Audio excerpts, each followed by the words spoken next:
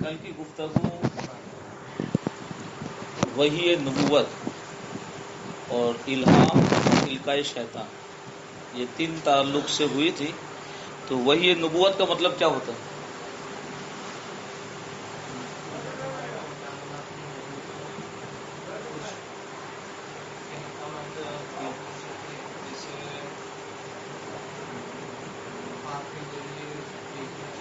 جی آپ کے ذریعے اللہ تعالیٰ اپنے نبی پر وحی بھیجنا چاہتا ہے.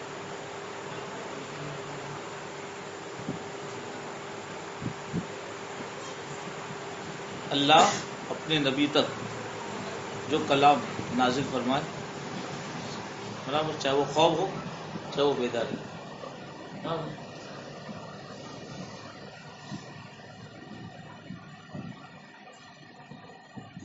خواب یعنی نبی کے خواب کا انکار کرنا کیا ہے؟ اس تعلق سے دو آیتیں پیش کی تھیں. پہلی آیت میں کس پیغمبر کا ذکر؟ انہوں نے خواب دیکھا. کس چیز کا خواب دیکھا؟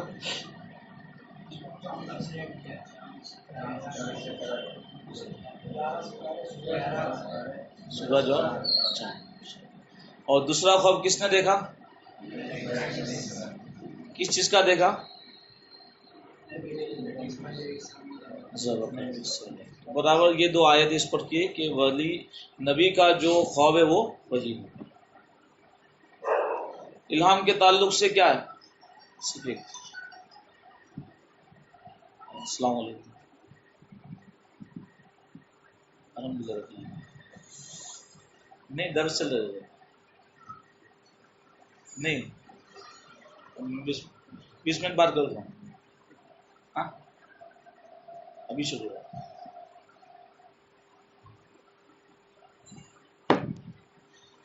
الہام کا مطلب کیا ہے؟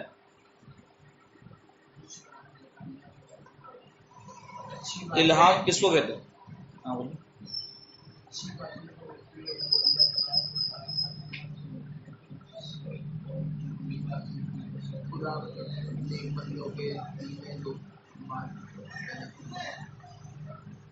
یعنی اللہ کسی نیک بندے کے دل میں جو بات ڈال دے، برابر، بیداری میں یا خواب میں. القاء من جانب شیطان کیا چیز ہے؟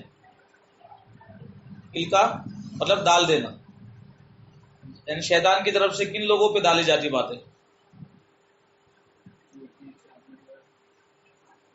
آئیے آگے آئیے. آجائے. جی بولیے بولیے. جوتیش، جادوگر، کافر، گمراہ گر اور گمراہوں کے دلوں میں برابر ڈالی جاتی. ٹھیک ہے، یہ چیز کا اب ایک آیت انشاءاللہ پیش کرتے اس پر آگے پھر گفتگو شروع کرتے. باتیں سمجھ میں آ رہے؟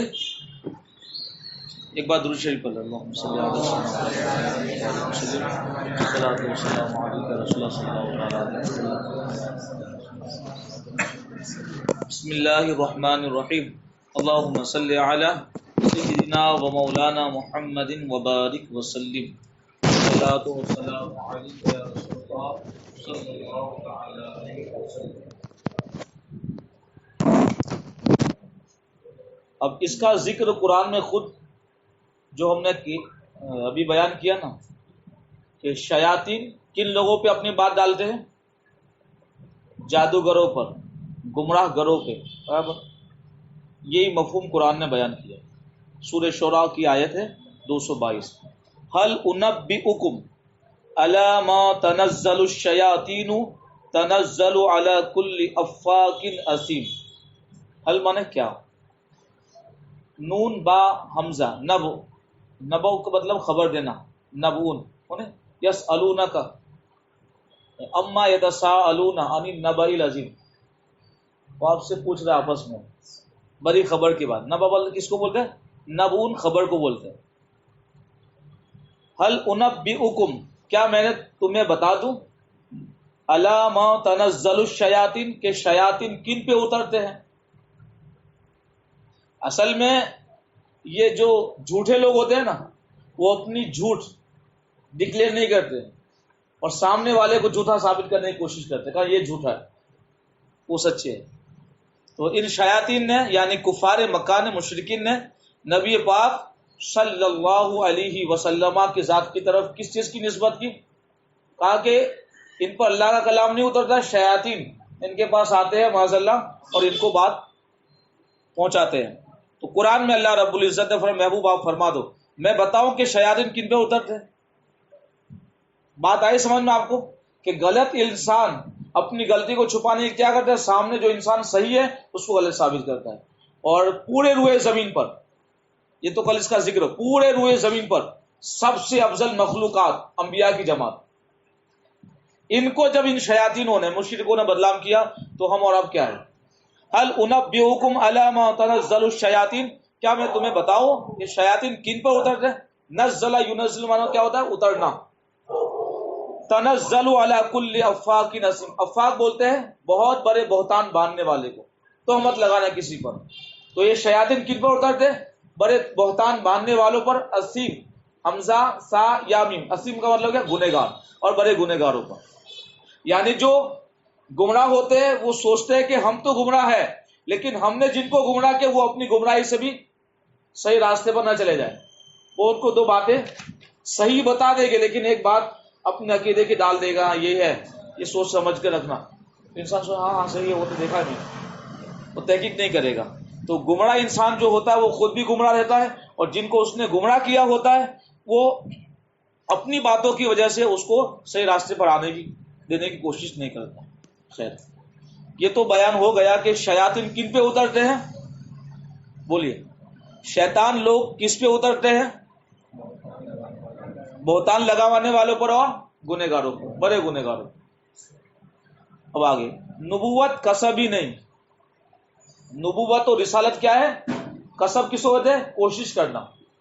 کوشش کا مطلب کہ آدمی عبادت و ریاضت کے ذریعے سے حاصل کر سکے، یعنی منصب نبوت اتنا عظیم ہے کہ یہ مجاہدہ کرنے کی وجہ سے یعنی انسان دنیا سے الگ ہو جائے، سب سے الگ ہو جائے، وہ سوچے کہ بس میں عبادت سے اس منصب کو پالوں، تو ایسا نہیں ہے، بلکہ محض عطاء الہی ہے۔ صرف اور صرف منصب نبوت اللہ کی عطا ہے کہ جسے چاہتا ہے اپنے فضل سے دیتا ہے۔ ہاں، جس پر اللہ فضل فرمائے گا اسی کو اس منصب کے اوپر فائز فرماتا ہے۔ ہاں، فلاسفہ نے اس بات کا انکار کیا کہ گروپ ہے اور انہی کی وجہ سے علم عقائد کے اندر فلسفے کی باتوں کو شامل کیا ہے۔ یا تو صرف سیدھے سیدھے عقائد ہے، عقائد کی دوسری جو عربی کتاب ہے اور عربی شروحات ہے اس میں بہت لمبی گفتگو ہوتی ہے، لیکن یہاں صرف آپ کو صرف اشارت میں آپ سمجھا دوں۔ وہ لوگ کہتے ہیں کہ انسان عبادت کے ذریعے، مجاہدے کے ذریعے منصب نبوت کو پا سکتا ہے۔ کیا کر سکتا ہے؟ منصب نبوت کو۔ تو عبادت اور ریاضت تو کبھی بن ہوئی ہے؟ اگر مان لیا جائے ان کی بات، اگر ان کی بات مانتے تو کیا لازم آتا ہے؟ قرآن مقدس کی تکذیب۔ اللہ رب العزت نے فرمایا ما کان محمد ابا احد من رجالکم ولکن رسول اللہ وخاتم النبی۔ کیونکہ اگر مان لیا جائے کہ انسان عبادت اور ریاضت کے ذریعے نبی بن سکتا ہے تو پھر نبی کے زمانے میں ممکن اور نبی کے زمانے کے بعد بھی ممکن ہے۔ اور قرآن نے اس بات کا اعلان کر دیا کہ اللہ تبارک و تعالی نے اپنے نبی اکرم صلی اللہ علیہ وسلم پر نبوت کو ختم فرما دیا۔ یہ ما کانا محمد ابا احد من رجال، اب وہ آگے جو ہے ولکن رسول اللہ و خاتم النبی، وہ اللہ کے رسول ہیں اور سب نبیوں میں آخر میں تشریف لانے والے۔ کون؟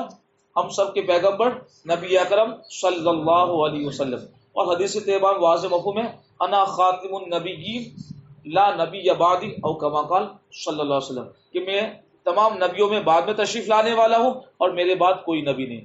اور یہی واضح معنی، صریح معنی، اس میں کوئی دوسرا معنی ہو ہی نہیں۔ آخری کا مطلب کیا ہے؟ سب سے لاسٹ آنے والا، بالکل یہ معنی ہے۔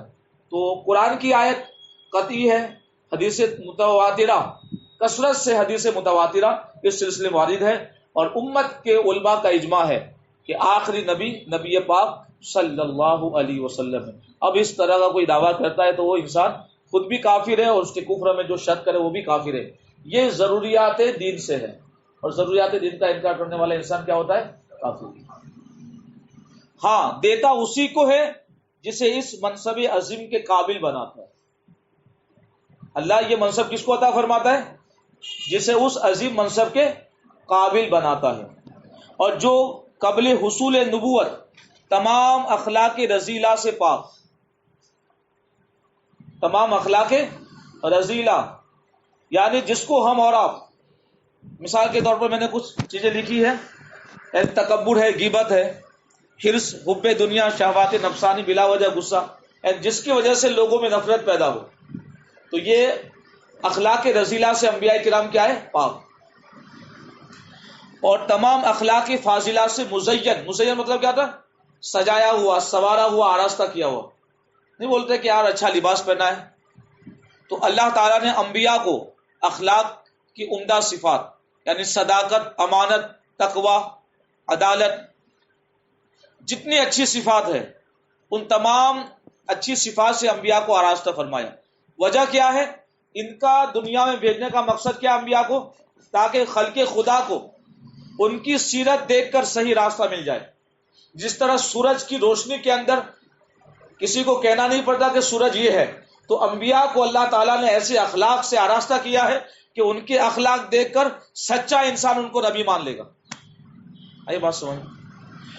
مزین ہو کر جملہ مدارج ولایت طے کر لیتا ہے۔ جملہ مانے تمام، مدارج یہ مناسب ہوتے ہیں، مراتب۔ ولایت یعنی ولایت کے جتنے درجے ہیں اللہ تعالیٰ ان اچھی صفات کے ذریعے ان تک پہنچا دیتا ہے، یعنی اللہ کا مقام قرب ان کو مل جاتا ہے۔ اور اپنے نسب و جسم و قول اور فعل، نسب یعنی ان کا نسب سب سے اچھا، ان کا جسم یعنی انبیاء کا جو ظاہری جسم ہے وہ ہماری طرح ہے، اس میں لوگوں کو شبہ ہوتا ہے، اس پر ایک آیت انشاءاللہ پیش کریں گے۔ جسم دیکھ کر، شکل دیکھ کر، حولیہ دیکھ کر انسان یہ سمجھتا ہے یہ تو ہماری طرح ہے۔ یہ بولی انسانوں کی نہیں ہے، یہ بولی مشرکوں کی ہے اور شیاطینوں کی ہے۔ قول یعنی نبی کا قول سب سے اچھا، قول کہتے ہیں بولنا، اور نبی کا فعل کر کے دکھانا۔ فعل کس کو بولتے ہیں؟ کام کو، ورک۔ وہ حرکات و سکنات یعنی کچھ کرنا اور بیٹھنا، یعنی سکون کو بولتے ہیں ساکن رہنا، تو اسی کو سکنات، یعنی تمام انبیاء ہے نا، تمام انبیاء کی حرکات و سکنات، یعنی وہ جو کرے گے وہ سب سے اچھا کرے گے، وہ جہاں خاموش رہے گے تو سب سے اچھی چیز میں خاموش رہے گے۔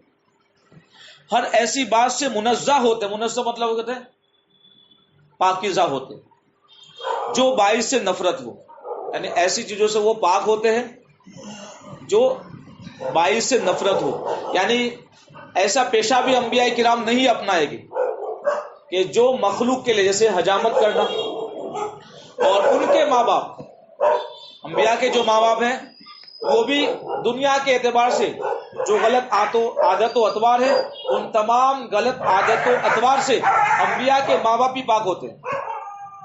ان انبیاء کے جو قلوب ہیں وہ نرم ہوتے ہیں، نرمی ان کے اندر ہوتی ہے، بلائی ان کے اندر ہوتی ہے، اور اسے عقل کامل عطا کی جاتی ہے۔ انبیاء کرام کو کیا عطا کی جاتی ہے؟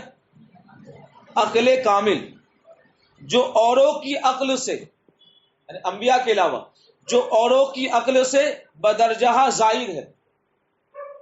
کتنے جائے؟ کسی حکیم اور کسی فلسفی کی عقل، فلسفی جس کو آج کے زمانے میں سائنسٹک سمجھ لیں، سائنسداں، کسی حکیم اور کسی سائنسداں کی عقل اس کے لاکھویں حصے تک نہیں پہنچ سکتی، کیونکہ وہ ظاہر کو دیکھ کر وہ تجربہ کرتا ہے، اور نبی کو اللہ تعالیٰ نے دنیا کے اندر کیا ہونے والا ہے، اور بعد میں ہم آئے 1400 سال کے بعد، کون سا سن چل رہا ہے اسلامی؟ 1443 برابر، اس وقت کے، یعنی اس وقت کے حالات کے بارے میں حدیثوں میں نبی پاک صلی اللہ علیہ وسلم نے خبر دی ہے۔ اور آج بارش کا جو وبھاگ ہے اور اس طرح کی اکثر ایسی خبریں ہیں جو پہلے سے بولتے چند دن پہلے تب بھی غلط نکلتی۔ تو اللہ تعالیٰ نے ان انبیاء کو وہ فہم عطا فرمایا، وہ عقل عطا فرمائی، عقل میں کامل ہے، فہم میں کامل، ذہین جو ان کا ہوتا ہے ذہین، یعنی جو اس کو ہم ہوشیاری کہتے ہیں، تو ہماری ہوشیاری کچھ نہیں ہے، اللہ نے انہیں اعلیٰ درجے کا ذہن عطا فرمایا ہوتا ہے، کس کو کس وقت کون سی تبلیغ کرنی ہے، اس کے ذہن میں کون سی بات داخل فرمانی ہے۔ یا ایک بات، قالت لهم رسولهم ان نحن الا بشر مثلكم ولكن الله يمن على من يشاء من عباده۔ قالت لهم رسولهم، رسول یہ ایک وچن، اور رسول واو نکل جائے گا اور تینوں پہ پیش آ جائے گا تو یہ بہو وچن۔ قالت لهم رسولهم، ان سے ان کے رسولوں نے کہا، ان سے ان کے رسولوں نے کہا، کیا کہا؟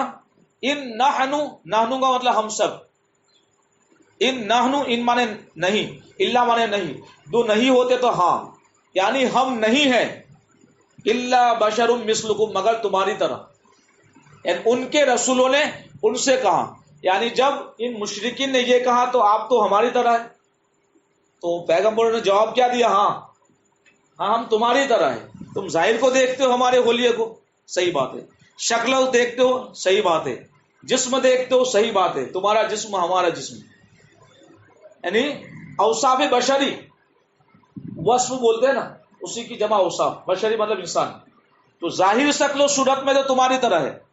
تو ان کا جو اعتراض تھا اسی کا جواب دے دیا۔ قالت لہم رسولہم، ان کے رسولوں نے ان مشرکوں سے کہہ دیا، ان نحن الا بشر مثلکم، ہم نہیں ہیں مگر تمہاری طرح انسان، ولکن اللہ، لیکن اللہ نے، یمن علی من یشاء من عبادی، اللہ جس پہ چاہتا اپنے بندوں پہ احسان فرماتا ہے، لیکن یہ اس کا احسان ہے کہ اس نے ہمیں منصب نبوت عطا فرمایا، اور یہ منصب نبوت کسب سے نہیں ملتا ہے، تو کتنا بڑا فضل ہے۔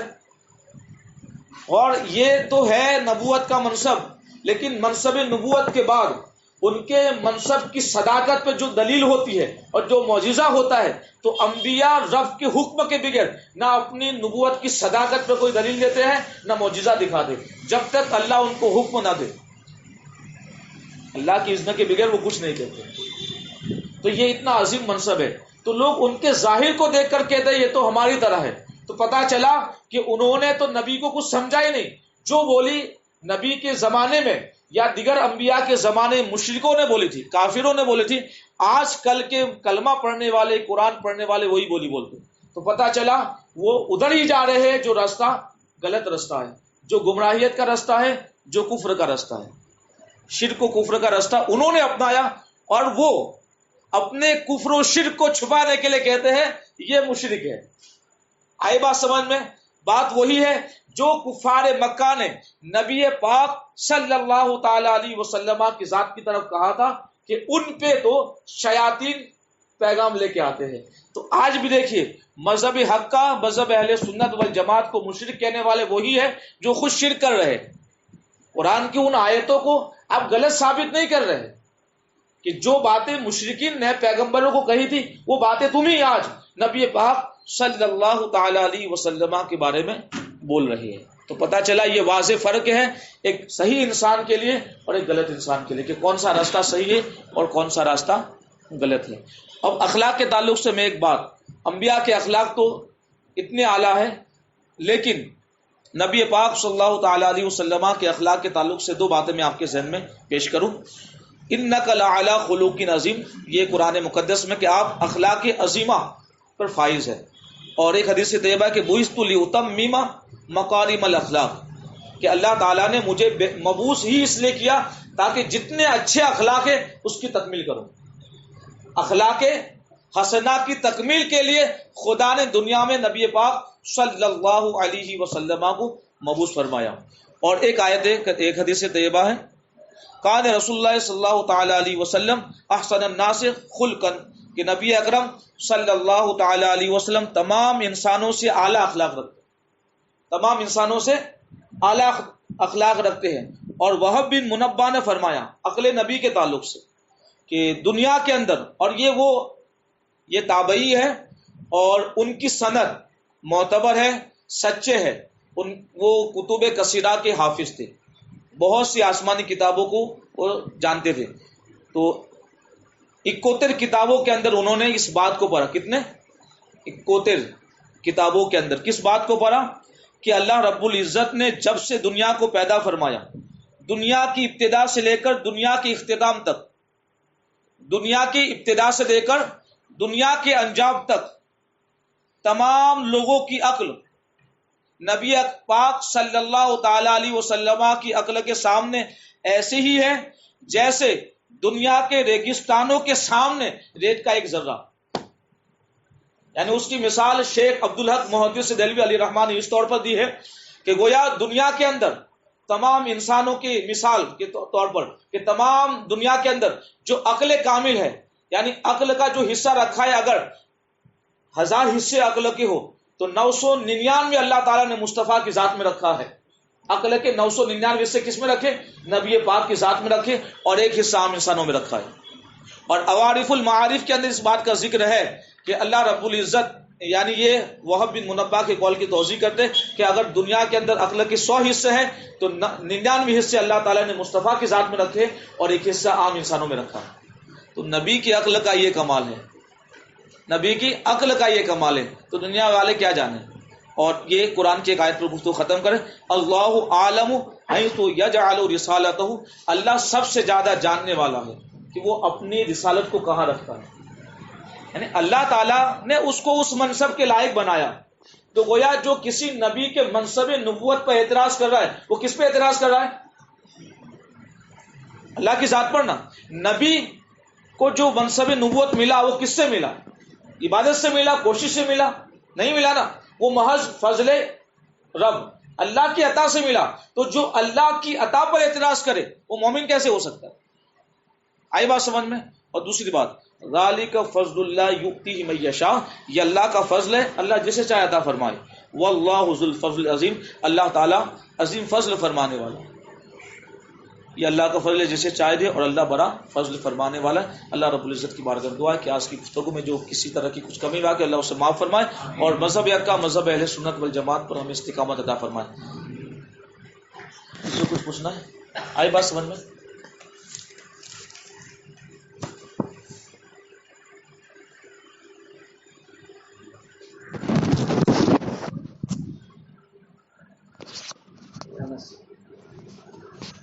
توضیح کے اندر یہ تو خالی آدھا صفحہ ہوا ہے. کل کی گفتگو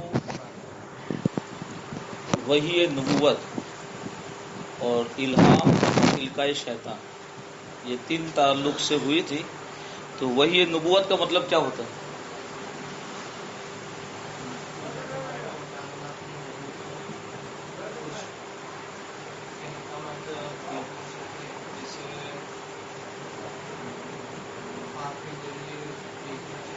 جی، آپ کے ذریعے اللہ تعالیٰ اپنے نبی پر وحی بھیجنا چاہتا ہے.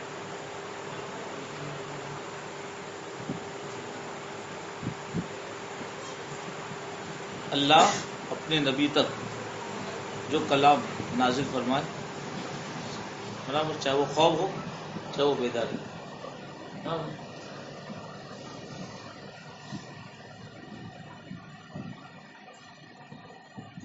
خواب یعنی نبی کے خواب کا انکار کرنا کیا ہے؟ اس تعلق سے 2 آیتیں پیش کی تھیں. پہلی آیت میں کس پیغمبر کا ذکر؟ انہوں نے خواب دیکھا. کس چیز کا خواب دیکھا؟